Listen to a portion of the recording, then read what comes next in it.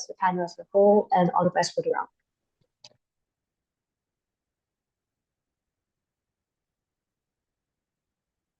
Hello everyone, this is Sunny this side. I'm trainee for this round. All the best for the day. Okay, great. Before we officially start the round, a few house reminder. Please, before you start your speech, please state your name, your preferred gender pronouns, and also your PUI. I believe it is some I believe it is not mandatory PUI, if I'm not mistaken. Like, can I get confirmation if it's a mandatory PUI or not for this tournament? POI engagements are highly encouraged. Okay, great. Turns out it's not a mandatory PUI for this tournament, though I highly encourage everyone to take a PUI and also for the opposing to raise PUI for a better engagement. So, with a lot of things said, debating on the motion, this house believes that women from privileged background, this house, privileged background, accepting any benefits arising from affirmative action programs has done more harm than good. Calling on the Prime Minister to start up the debate. Here. Okay, my name is Jiang. Gender pronouns he, they, them. I will take POIs verbally, and I would highly encourage POIs from closing opposition. Okay. Wait. Sorry to interrupt. Can everyone input their names and position in the chat so that we can easily identify your names so that for better points so that we can input the name right after the deliberation. Opening opposition and closing opposition.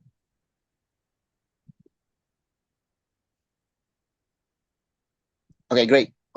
Sorry to interrupt. You may proceed, Prime Minister. Okay.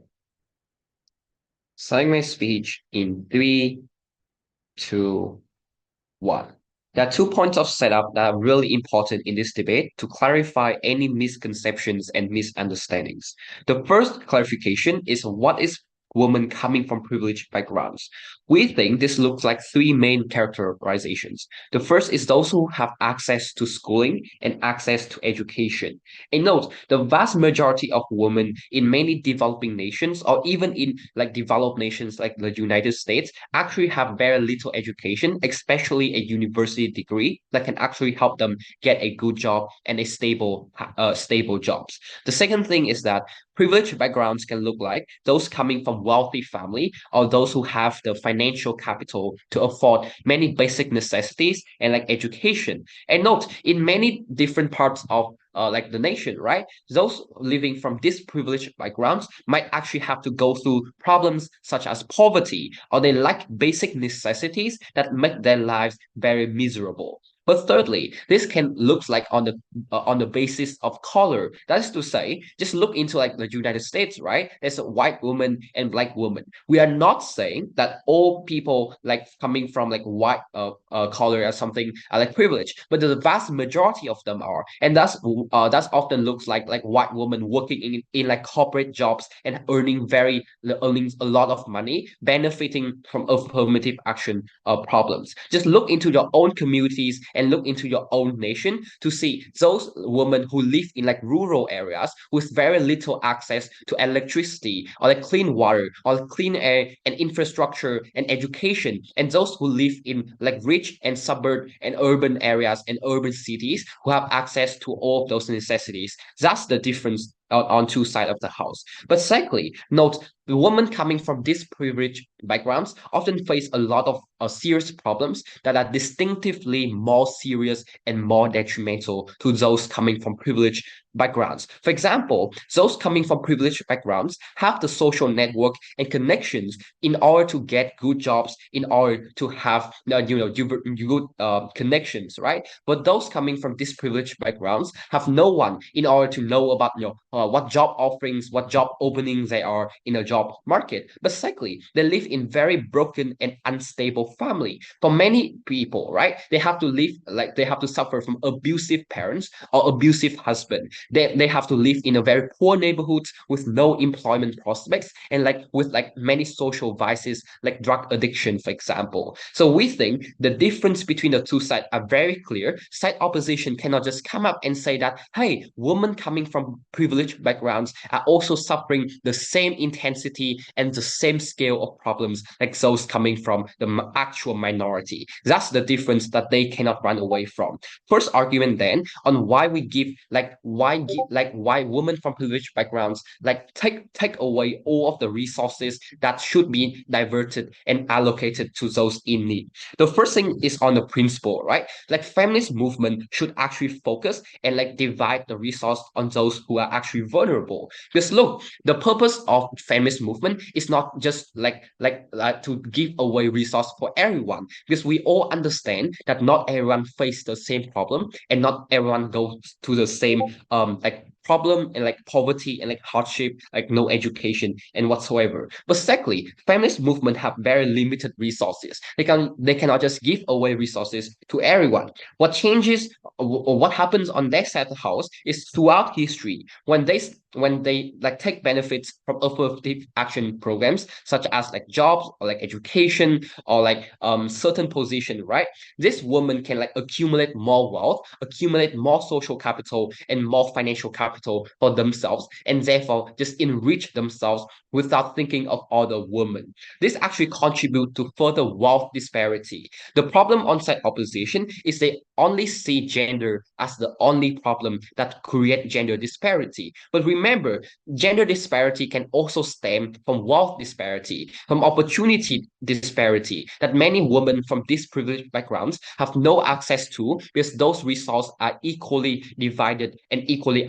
allocated to those who are privileged. So this actually contributes to more oppression and more inequality and does not address intersectional oppression. Second argument then on why this worsened the perception of the feminist movement and actually have harmed the feminist movement throughout history. The first is that this attracted more negative publicity. Because remember, affirmative action programs have a lot of skeptical and like opposing views, right? Many people believe that affirmative action programs should only for those who are very needy and for those who are very vulnerable. And the reason why many people in the status quo oppose affirmative action is because they believe that affirmative action is being used very randomly. Like the taxpayers from the like public, like taxpayers from the public, from the government, is just being given away to who actually have the resource and don't need it anyways, right? Like women from these privileged backgrounds, they have the family to support them. They have the education to start their own business. They have the money to care for their children. They don't have to go through a lot of psychological problems like those who are actually needy. So the public become very skeptical and very wary of this because they think that feminist movement and the government and like affirmative action programs, like agency and whatsoever, are just giving away resources coming from like the people and without really making it just and fair. But the second thing is that this reduced and decreased the support from the members of the feminist movement themselves, because they think that, hey, why should I support a movement that doesn't actually care for me, but just giving away resources for those who don't need it? So the impact on such opposition then is twofold. The first is less support from the public and just like less like support from the people in the community in like supporting feminist movement, supporting like welfare agency, supporting like education, university, government, in like giving more donation, giving more funding to affirmative action programs. So this harms a lot of women in the long term. But secondly, when members of the feminist movement disengage from that movement, then it just lose the legitimacy and lose the problems it has to solve further problems, because those coming from actually needy position don't trust the movement anymore. For all those reasons, we are more than proud to propose.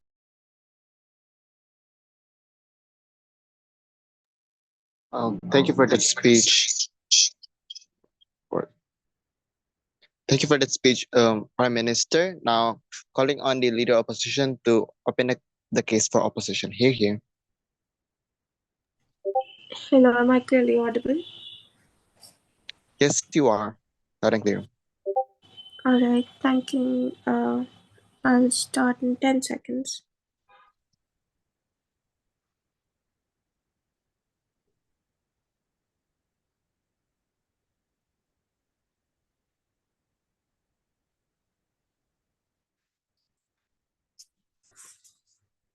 All right, starting my speech in 3, 2, 1. I think the motion is THBT, women from privileged backgrounds having accepted these benefits in the past from these affirmative actions has done more harm than good, which means that we have to evaluate the truth value of this motion in a retrospective manner, evaluating whether this has done more harm than good.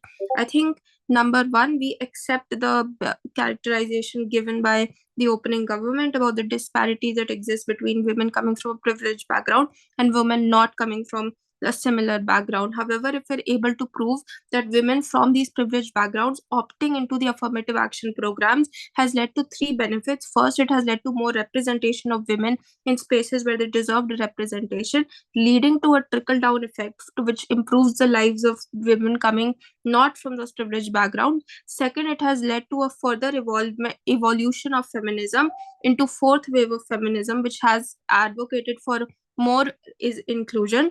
Third, it has also led to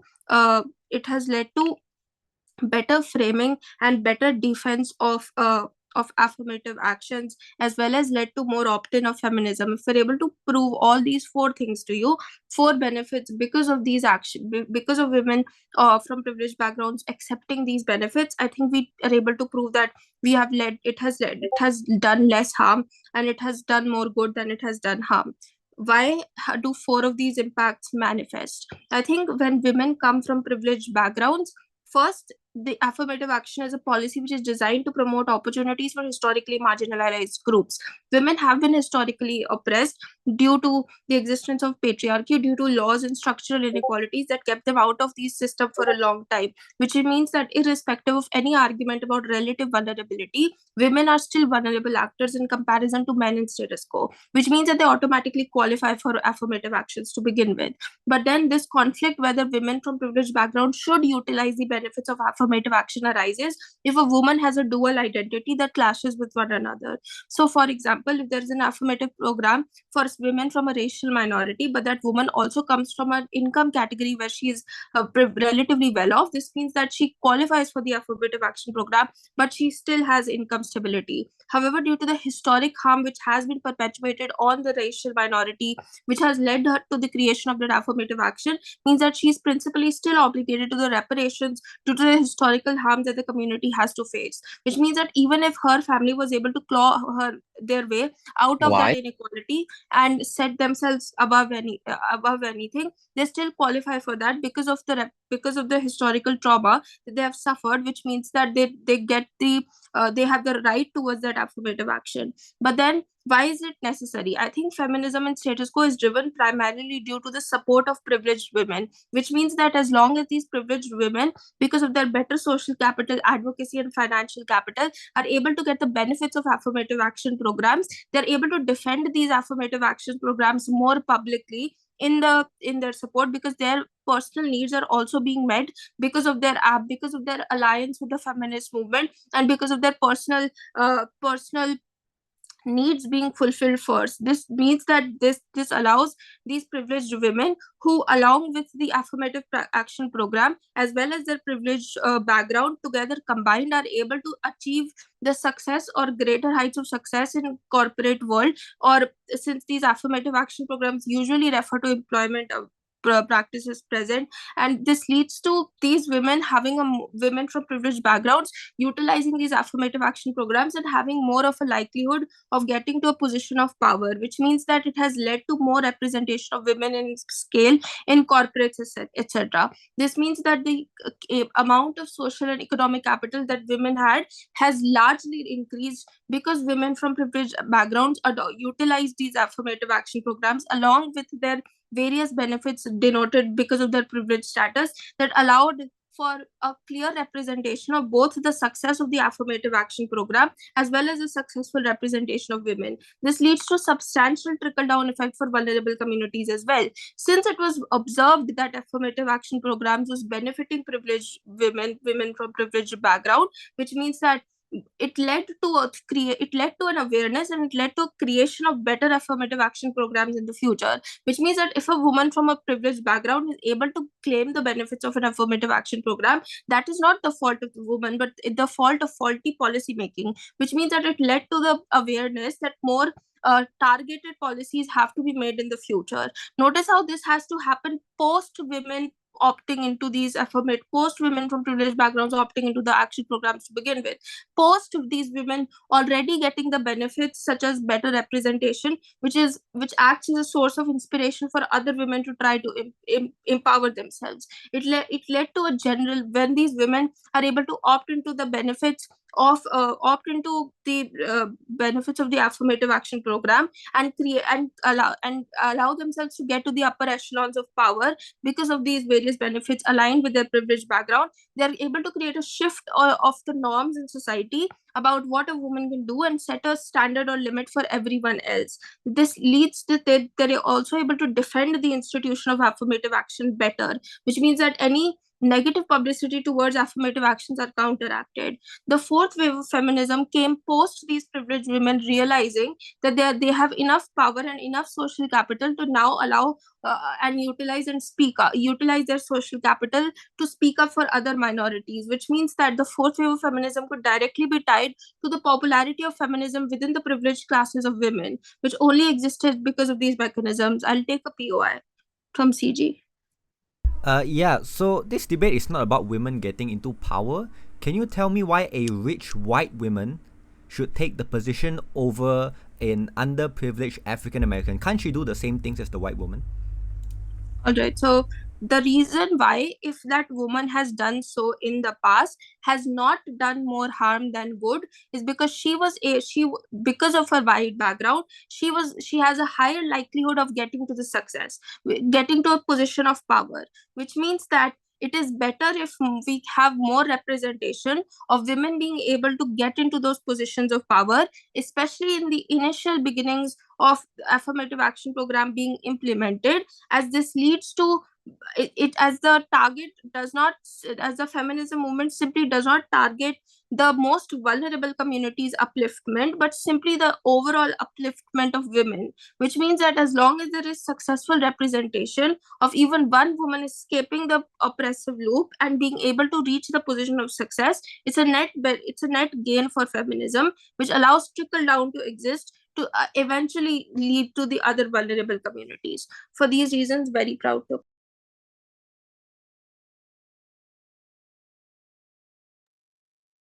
Thank you for that fine speech, leader of opposition. A reminder, everyone, that please be mindful of your time. To those speakers, please look at your timer before you accept an PUI, because a while ago you accepted where you're already in a protected time. And also for those who are not speaking and is willing to raise an PUI, please be mindful of your timer before you raise an PY. With all of this things said, calling on the Deputy Prime Minister to start up the debate, to extend the case for opening government. Here. Yeah, hi. Can I check that I am both visible and audible? Yes, you are. Okay, thank you. I'd like to start my speech in 3, 2, 1. Panel, a few points of rebuttal, then on to why we win this debate, right? Firstly, you cannot say that these rich women will like pay it forward and then ultimately this will trickle down, right? They said the affirmative action programs can be defended better because of like the alliances or like personal connections, right? 2 reasons why this does not work. One is because like there's no urgency in this, right? They do just like simply do not need these benefits. Like sure, they may face some like sort of, for example, workplace harassment, etc. But it's not as bad as the things like poor people has faced, because they are much more susceptible to things like rape or discrimination, as well as like poverty and lacking necessities. And so ultimately on our side, it's more urgent because they need these benefits and these benefits to essentially survive, right? But like it's not just rich women do not have the same survival needs that like less fortunate women do, right? So this is ultimately not relevant and it doesn't work because they do not have urgency, as we have proven before. Two, on it would why trickling down and the programs will be developed anyways on our world. As a women of power, we think that if you indeed were subjected to certain like anti-feminist problems, like some sort of like workplace harassment, for example, you would still want to go into these programs. You would still want to make sure that no other women has to go through what you did, right? Or even if you don't, you would still want to find a safe place where you can talk about your problems to other women, like talking groups, right? So either way, these rich women would still join these programs, and so they would still pay it forward. They would still because like they're able to empathize with other women, and so ultimately this is symmetrical on both sides, right? They have also like conceded that affirmative action is supposed to be for underprivileged people. Yes, women qualify because like but what matters is what kind of women, right? So by their logic, they lose because like because less fortunate women are less well off, which means that there's a higher urgency in order to get these benefits, right? They've also never engaged on with our point of how we would create how we say that on their side, they will create a larger gap between two groups of women. It will be divided into rich and poor women. And we already said how this gap needs to be bridged ASAP, and they have never engaged in this, right? A few points of arguments. Why like there's urgency on our side, and why this can harm feminism more and doesn't actually go with the goal of feminism, right? So rich women, they already have a stable job, they have connections, and like sure, they may go through like domestic abuse, but they still have like basic necessities. They also have enough money for like legal power, right? And so some may go through this, some rich women may go through these problems. However, we think that this is much less, right? So equality is not just about gender, but it's also about like wealth and job opportunities. And so on your side, you will only further the disparity, right? So opposition, it increases the gap between people and like people in like different groups of women in general, right? And so like it's symmetrical because like on both sides there will be a gap between men and women, right? But the difference is that on their side there's just more of a divide between groups of women. So what we do rather is that we bridge the gap on average. We have equity, right? And so it gives less fortunate women resources in order to rise up. And on average, like when women like rise up steadily, when less fortunate people become more fortunate, and everyone has the same platform. On their side, sure, some women may rise up, however, others are left in the dust because they aren't as like privileged, right? And so like when you focus on rich people, you do more harm because you let people starve. Even in the long term, even if they do pay it forward, this problem is so urgent. And so on their side, they have to answer for the lives of people who are suffering, who people have to live on the streets because they do not have enough resources, whilst they are also being subjected to different like gender discrimination factors, right? And so their benefits, like sure, you can have long-term benefits on their side, which is their best case. We still think that this is still not relevant. We need efficiency and quick allocation, and so it does more harm than good. Secondly, on why it's better for affirmative action programs, right? So the current reputation, as stated in our PM speech, that it's a bit skeptical. People feel like it is just like kind of weird for these programs to give like free things to people, right? And it's even worse when you give free things to rich people. Affirmative action programs, like the money may come from governments, right? Which means that there's an opportunity cost, there's limited capital. So people will want these like things to be allocated fairly. And so like so ultimately, you need to help those who actually need it straight away, i.e. those who are struggling financially, those who are homeless. This is better for affirmative action programs because they can gain support and awareness and even more funding. So if opposition claims that rich people can just pay it forward, this can also happen on our side because like we do not seem like we're just filling the pockets of people who are already rich, but we are actually supporting financially struggling women, but also like gender, if they're struggling in gender or in the workplace, etc., right? And so it is more widespread, and it's ultimately symmetrical on both teams because we have a better reputation. But it's also like on their side, they will also gain less support for feminism. It looks like impoverished women are not focused on, which means that they see the unfair allocation, which means that they will be less prone to join these movements. They will be less prone to like helping these movements thrive, right? Because they are not being engaged. And ultimately on our side, we do engage the majority, which are these impoverished women. Thirdly, on why the scale and of and we will cover and make like intense programs more aware, such as like lack like abuse or lack of infrastructure, right? And so on their side, they make the public oblivious to so many problems.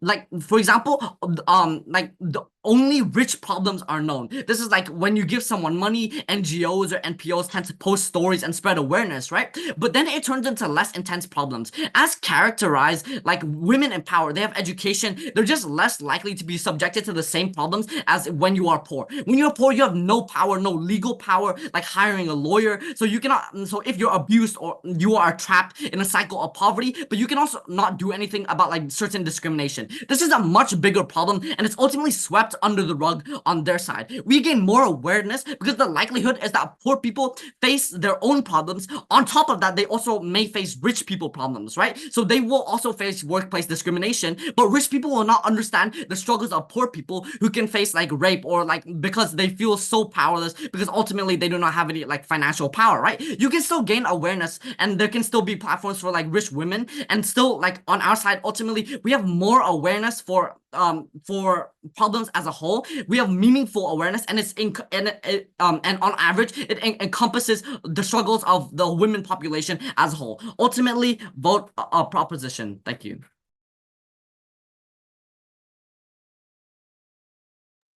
Thank you for that speech, Deputy Prime Minister. Now to extend the case for opposition, calling on the Deputy Leader of Opposition. Here.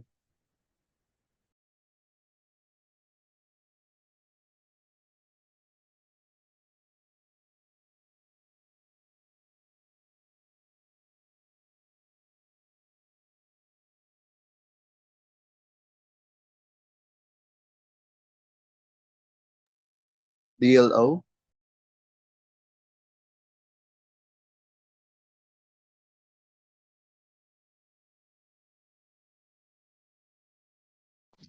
Hello, I'm so sorry I got disconnected. Just give me 1 second to setting up my timer.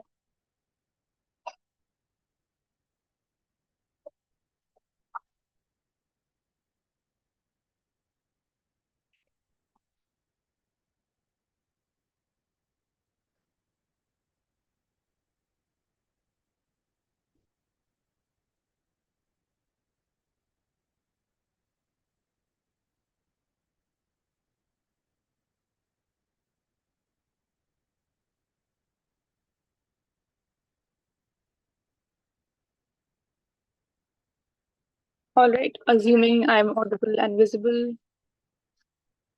Cool. Starting with my speech on a self-reverse count. 3, 2, and OPOIs, one from closing, since it wasn't counted. Starting in 3, 2, and 1.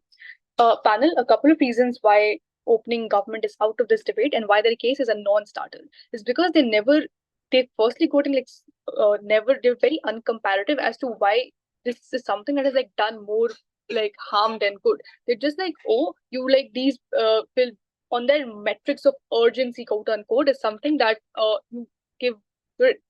It doesn't create trickle down effect in that on urgency. You need like these people from like underprivileged backgrounds come up like to like higher echelons of business, etc. They never prove to you as to why this is something that definitely happens. All the harms that they didn't then try to like push onto opening operation or operation bench in whole, I don't think it ever stands, because urgency is not a metric in this debate. It's because of this is something that's already happened, and you have to evaluate as to why it has done more harm than good. So I think like simply on like burden fulfillment, the case is a non-starter. But still, rebuilding our case, 3 arguments and responses integrated. 1, we think that it is like this has something that has like led to like more good simply because of one representation.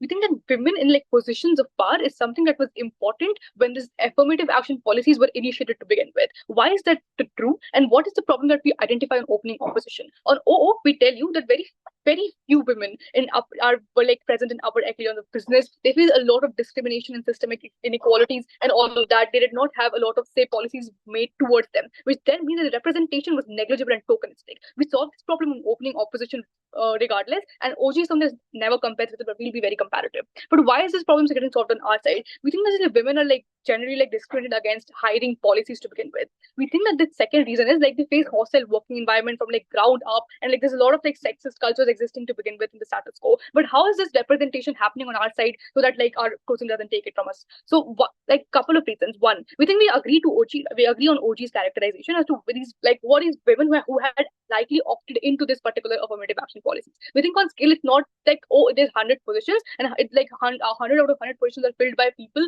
who were filled by privileged women. We then mean like what actually had happened. So like why is they more likely to opt in? We think on opt in they never win. We tell you why this is like privileged women opting in into this affirmative action policies, even if they're like 50 out of 100, 60 out of 100, had done more good. It's because like why do they opt in and why are they more likely to get this particular job and why is that good? One, we think it's still, we agree to OG that they still have like better epistemic access to begin with, which means they have like better basic necessities, better degrees, or like relevant college school exposure to begin with to have like a better CV to get them hired. But second, it's easier for the corporate hired like to get like hired. It's easier for these corporate people to convince like to hire women because they have this sort of like relevant experience or degree, which is only possible if you have epistemic access, which is like if you are privileged to a little extent to begin with. It's not like, oh, you're like a billionaire, but like even if like you're relatively well off, you still are able to convince these people from the higher echelons or men to actually go and like, hire these women, which is what actually happened. And we think this has done more good than harm to begin with. But then what is the impact then? We think two impacts is very important to weigh in this debate. And I think it weighs against that back half as well.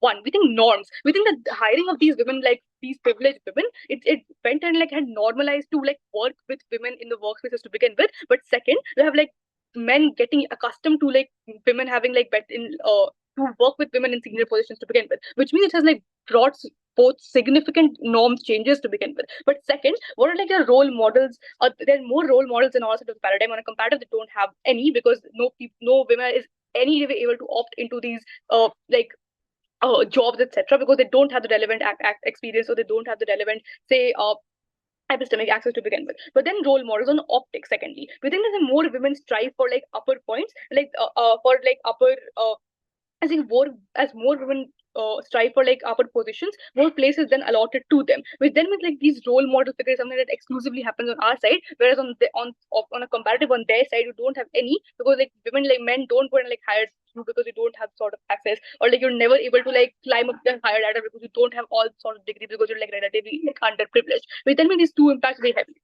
But then on their idea as to, oh, you have the representation. We don't think representation ever happens on your side of the house because like, there's no representation to begin with. It's because even if like on magnitude you have like the same, like on the magnitude if they are not as affected, but we think that domestic abuse and all sort of like historical precedents, violence, etc. against women still happens on any sort of class you belong to, which then means like their idea of, oh, domestic violence happens, it's not important, it's something that's bad on their side. We think that like, even if like focusing on like in these affirmative action policies, like if these women took benefit from it, we think representation then happened in like these norm changes, one, but second, role models were affected. We think that is good. But second, our second construct, like pushing on to is why there was better policy making and why is like better like lobbying power to begin with. We think that we agree to OG that like needy and vulnerable people need to like have policies to have better affirmative action policies. But better policies only happened on our side of the house because some women were able to get into the position, and that's something that they can't take a trade-off to. Which then means that two things. We think they never solve as to why these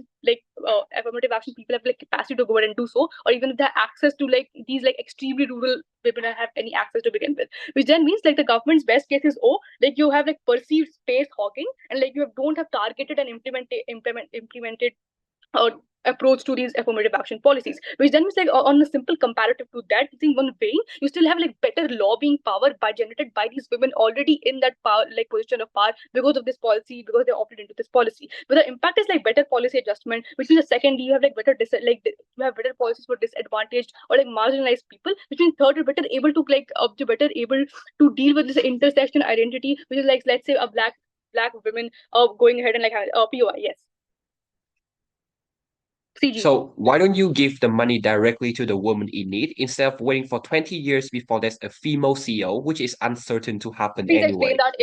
explain that in your speech. That's not my burden. My burden is to prove like why it led to better policy and lobbying part to begin with. We think that intersectional identities exist, which then means like after this policy was passed, you still have like a lot of retrospection on it, which means like now you cater better to these intersection identities that exist. We think the policies are better because one, women in senior positions are like more likely to like pass policies that make workplaces less hostile. For example, maternity leave, etc. We can build. I think the OG's idea of creation of safe spaces is something that we can easily co-opt, which means the creation of safe spaces is something that's more on our side because on scale we have more women. The weighing is simple. We think in long term around stability you have like better policies, around scalability you have like better policies to begin with. We think that like intersectional affirmative action was only possible when people like opted into these things. We then think that like it's better on feminist movement. Simple weighing is because like now you have like more people, like more funds and opt-in advocacy from women. Like we had like lesser division of resources then, and like these women are like actually able to ability to advocate for systemic changes on multiple fronts and have an platform to advocate for broader social justice issues, which then means that you like these feminist movement are more empowered on our side of the house because you have advocacy from people who actually have capital, from women who actually have capital on our side of the house to begin with. For all those reasons, proud to oppose. Thank you for that speech, Deputy Leader of Session. Now that ends the opening clash. Now to extend the clash to the closing half of this debate, calling on the member of government. Here.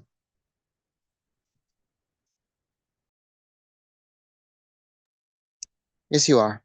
Visible and audible.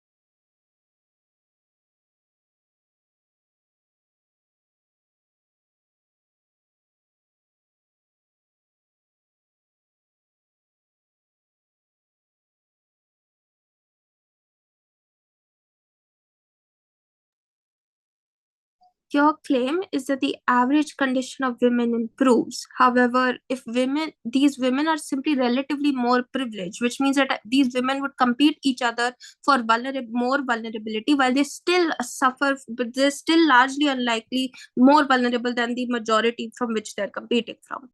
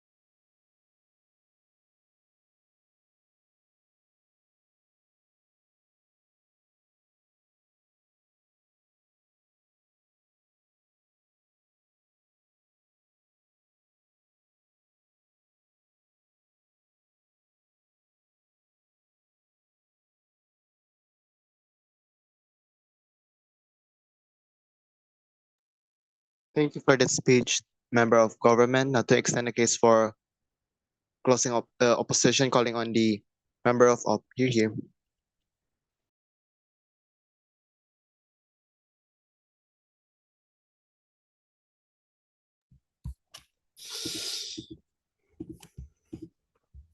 Three things from my speech. Right off the bat, clarification. Just to clarify, proposition gives a one-sided definition of what an AA program actually is. We think that an AA program or affirmative action program have the correct morals of helping women out of their struggles by societal norms, but they don't have the capacity to do so. Based on the current status quo, in territorial, international, or proxy wars, women are still usually left alone to fend and help their family as the men are still fighting. This means that urgency is still given as hundreds of thousands of kids and, more importantly, women are refugees towards these programs. They can't help everyone. And so these AA programs, can't help everyone and the majority here. And so at least our side gives the benefit, which I will be adding. No panel for three things. Firstly, characterization. Affirmative action programs are programs to ensure inclusion of women, such as reserving 10 seats of power that must be women. Women from privileged backgrounds accepting these programs look like privileged women just going to these programs, no problem. Secondly, what government is saying is that allowing these women to have a voice via AA programs is doing harm. We think that just because some woman from a rich or higher class background benefits, doesn't mean that the programs are essentially bad or suffering. We think that in the terms of practicality, the more vulnerable people benefit, as well as the company or program itself. Secondly, we think that it would be more principally unjust because government here is just claiming that women who are in privileged backgrounds are different. Women are women, Judge. So successful women are just normal women who face success in the terms of society. Power and money doesn't take away a person's goal or character. The trade-off here is that so compared to some hardships from an African-American woman, they're more relatable to the audience, but that doesn't help them in terms of success towards the woman in terms of practicality.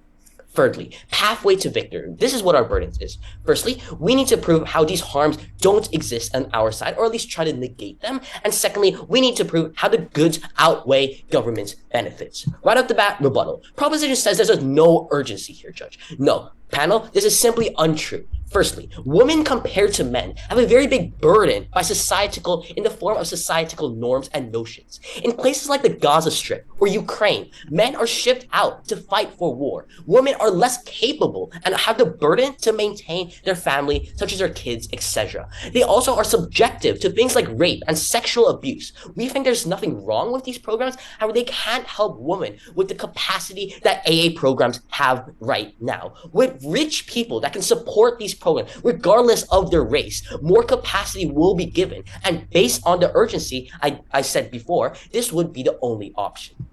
First argument, principles on how they're still women. The response to proposition's idea of how privileged women don't face hardships because they're rich directly is not true. Firstly, privileged women still face hardships because women are still women.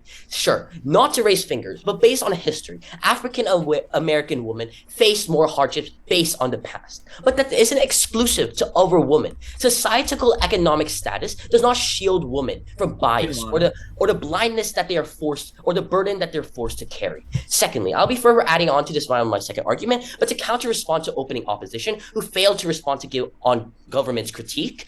Government, again, compared to not privileged, qualified African American women or any other woman who does not fit the norms of this motion are still women and will give more success as a role model. They face hardships, and regardless, after what, women are still a better role model compared to men in general. We also gain the principle here because government is excluding these women just because they're rich. But secondly, to the trade-off, sure, we happily give away relatability to a certain extent because African American women faced more hardships in the past. However, we at least fulfill the AA program's long-term goal faster and better than opposition could ever do. Government does something principally wrong because they exclude these benefiting women just because they're rich. And in their best case, they still fail in the terms of practicality. Why? Second argument, practicals on what the purpose of the AA programs are, which is to give a voice to women, which is not very hard to prove. Characterization. The goal and purpose of which these affirmative action programs do towards women are to ensure inclusion of women. For example, giving more opportunities, that they otherwise couldn't get in society and addressing systematically on the inequalities that women face. Judge, we gain the practicality here simply because we think in general terms that these women are sympathetic towards others who are vulnerable. This could look like donations that couldn't have otherwise been given, etc.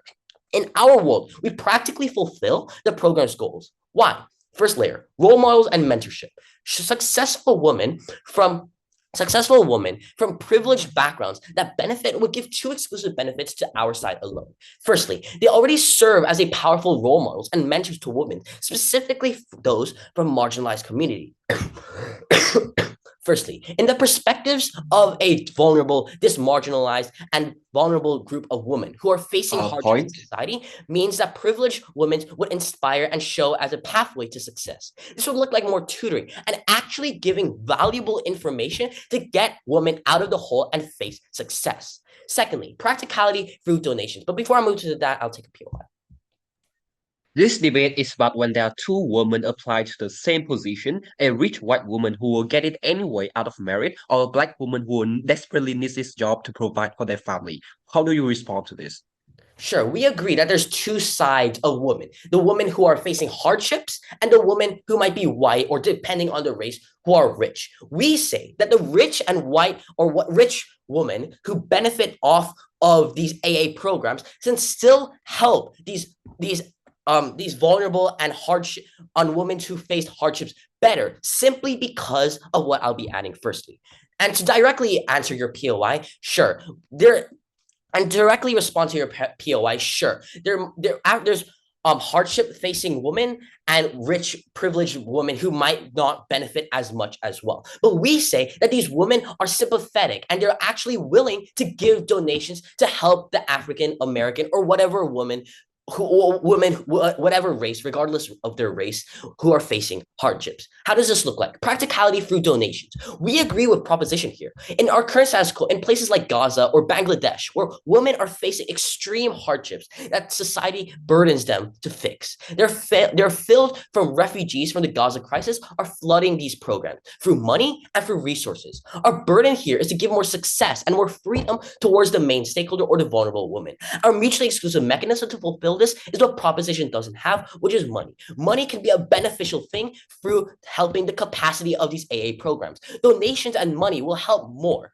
In the trade-off panel, sure, African American women who are not privileged or rich might give a more relatable audience and act as a more role model. We happily give that to proposition here, but that still doesn't help them get out of the misery that they have. Rich women might not be relatable towards a specific audience who are facing hardships more, but they at least fulfill or at least benefit more to helping the main stakeholder here compared to proposition. Based on this simple wing, we clearly beat their world, and so I'm very proud to oppose. Thank you for that speech, member of opposition. Now to And the case for government, calling on the government to crystallize their case. Here. Hi, let me go to the washroom real quick. I'll be back in like 20 seconds.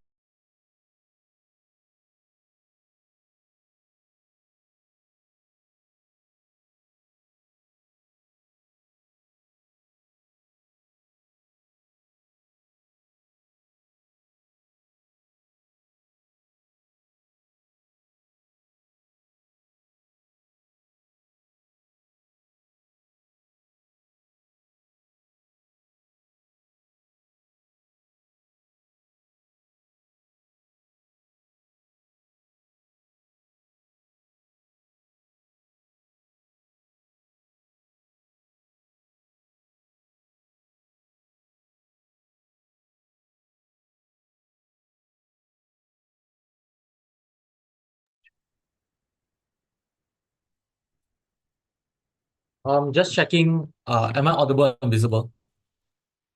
Yes, you are both. Okay, cool. I accept POIs in chat, pronoun, he, him. Yeah.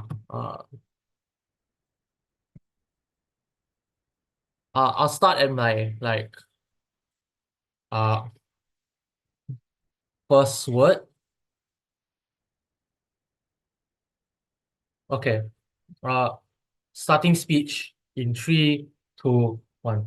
Look, Judge, the reason why the YCAR scholarship is the best scholarship in Malaysia is because it's an affirmative action policy that doesn't look towards things like merit or the amount of A's that you get in your IGCSEs, but things like societal influences and hurdles in your upbringing that cause you to be disadvantaged. The odd bench losers because their stance on affirmative action policies is incredibly unnuanced towards the actual women on the ground that matter. Only in closing government do we explain why intersectional funding is the best way to liberate the single black woman living in the Bronx from the yoke of oppression. All of the material is going to be integrated. I wanted to save space for closing opposition, but the closing opposition material is just incredibly repetitive of the OO case while trying to sound white. So at the top of this speech, I'm just going to prove 4 questions. Number 1, what is the deadlock in the opening exchange? Second, why is it insufficient? Third, what does Ryan explain? And lastly, why are we way above them? First question I want to answer is, what is the opening deadlock? Look, the debate revolved around 2 things. The first is to explain that gender disparity can be affected by wealth and connections. Therefore, funding these privileged women is unnecessary and poor women need urgent help. The second thing that came in the opening deadlock was to explain that this legitimizes the perception that people have towards these affirmative action policies that is unnecessary and members of it will pull out because it's not allocated properly. The second observation I have is to explain why is it insufficient. 2 reasons. The first reason why it's insufficient is that they don't debate the debate. Look, the burden on the Gov bench is to prove and to explain why the choice to allow privileged women to receive affirmative action funding causes more harm than good. Their first argument just explains that, well, AA policies need to cater towards the most poorest of poor individuals. Yeah, no shit. That's the trade-off that OO immediately concedes to. It's why even if you prove that black women deserve these AA policies more, that is far more urgent than white women, O was able to point out why this trade-off is good because it leads to more representation and trickling down towards underprivileged women. So opening government's principal losers because OO was able to co-opt it by explaining how it benefits underprivileged women too. The second reason why this deadlock occurs is that this also beats their feminism infighting argument too. The opening government's premise was to explain that this leads to division because underprivileged women feel like they're not being represented. But its opening opposition explains underprivileged women get some benefit too via the trickle-down policy, which you hear no response to.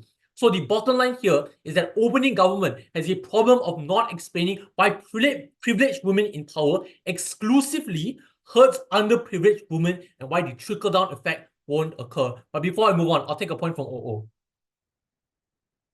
3, 2, 1. Question. Alright, sure. Who's more likely to succeed, a privileged woman who opts into these affirmative benefit or someone not? And isn't success of women via affirmative policy a better for the image of affirmative action program?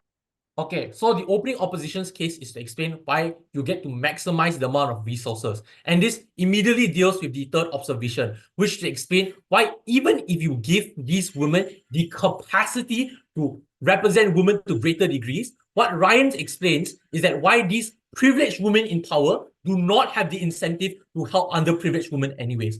Third observation then, what does Ryan bring? He breaks the deadlock in the opening exchange and flips their benefit. Ryan explained why it's precisely because of privileged women in power, it is detrimental towards underprivileged women by explaining 4 things. A, privileged women who receive affirmative action policies cannot sympathize nor empathize. We don't think it's the ideas of rape that DPM mentions, but on poverty, on race, on social income. Kim Kardashian and Caitlyn Jenner will never understand the struggles of trans women. Kim Kardashian literally went on air to explain that women need to work harder in the face of patriarchy, which is incredibly unnuanced towards the actual issues that these women face. No, thank you. This ultimately means is that even if you want to even if you give this woman more privilege or more capacity to help, they are unlikely to do so because they cannot empathize with these people. It's precisely that they think that they don't have epistemic access to the amount of struggles that these issues and this individual face is what ultimately leads to them not wanting to help them either out anyways. But the second reason to this is that we also explain that the women who are likely to be privileged are women who have benefited from the system itself that want to appease their male oppressors. If you're a white cis woman, it's far easier for you to climb up in the system simply because you're not a black transgender woman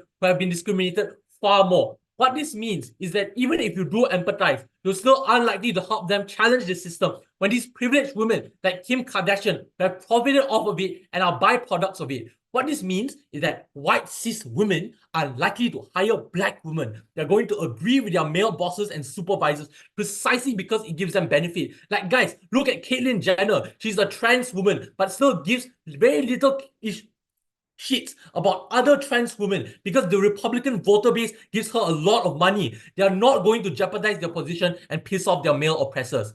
Third thing that Ryan mentions is that we mechanize the perception of the harms towards underprivileged women. When you have women in power like Kim Kardashian going, I agree with the man that women these days don't want to work. You legitimize a lot of the stereotypes women already face and set them many, many years. We differentiate from opening government. That's in reality, because of this narrative spewed from women you deem as OO explains to be your representative for women, is what leads to like that when these women represent you and legitimize a lot of these stereotypes is what leads to underprivileged women getting less benefit.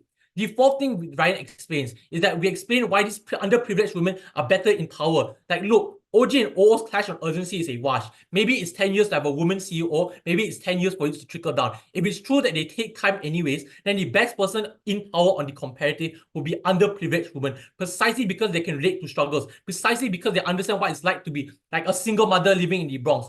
What ultimately leads is that they care about their community. But that's why a lot of black women care a lot about their community compared to white women. When black women don't have access to the benefits of the patriarchy, they rely on their community. They rely on other black women for support instead, which is why they'll give them back.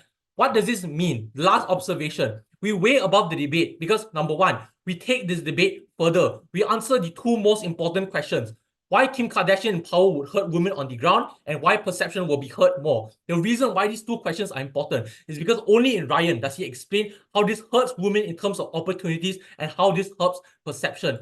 Second reason, we mechanize this perception argument that it's precisely because of these women that legitimize all these stereotypes is what lead to men not wanting to support these AA policies anyways. For all those reasons, closing government. Thank you for that speech, Government Whip. Now to crystallize the case from opposition, calling on the opposition whip here. Hi, confirm I'm audible, please. Yes, you are. Okay, I'll start my speech on my first panel.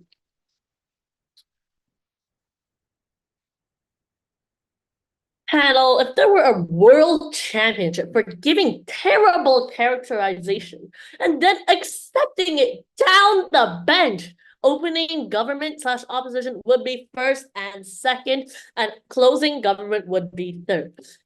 OG boldly claims that the poor women need these AA programs, yet they never characterize what these affirmative action programs in the first place actually look like. The picture we get from them is some magical program that needs so much resources and magically overcomes all problems like systematic abuse, like sexual stereotypes. Furthermore, opening up pretty much threw the round in the trash when they conceded AA programs are meant to be for the poor. And now I have to salvage the remainings of the case they given to us. And the even more ridiculous thing is that even though they threw the case in the trash, opening government immediately saved this for us because they immediately conceded that this health aspect, the practical on health, is a washed argument, and they conceded that it works symmetrically on both sides. So thank you for fulfilling our burden. This is not just a debate about resources and money. This is also a debate about overcoming systematic bias, and government as a whole, down all four seats on the bench, have completely ignored any rational characterization because the prime minister has completely failed to deliver any. So I'm going to do a few things in the speech. First, get some clarification on what an affirmative action program is in the first place, point out some strategic errors, point out flaws in their case, and give some rebuttal, point out the clashes in this debate, tell you what the burdens are, and give some weighing, and then I'll conclude my speech. So I'm going to first make up for some lacking characterization in every single speech in this debate. First point of clarification. What is the affirmative action program? It looks like ensuring equal pay. It looks like reserving seats in power or in employment, like politics. It looks like supporting financially struggling women as well. This entire thing looks like supporting women fighting against systematic stereotypes and systematic unfairness. Now, the key stakeholders today is obviously the woman in the AA programs, be it the rich ones that we're talking about or the other ones that are not as privileged. So first, some strategic errors. OG, in first, they obviously provide no characterization of what these programs actually are. We can't debate on grounds that don't exist. And for opening up, again, they accept the flawed characterization, provide no counterfactual. This means they're pretty much bullied into having the imaginary magic resources of said programs. They can see that programs are specifically for the poor, and OO does this in LO. They immediately surrender the round. Luckily for us, DPM immediately surrendered the round back.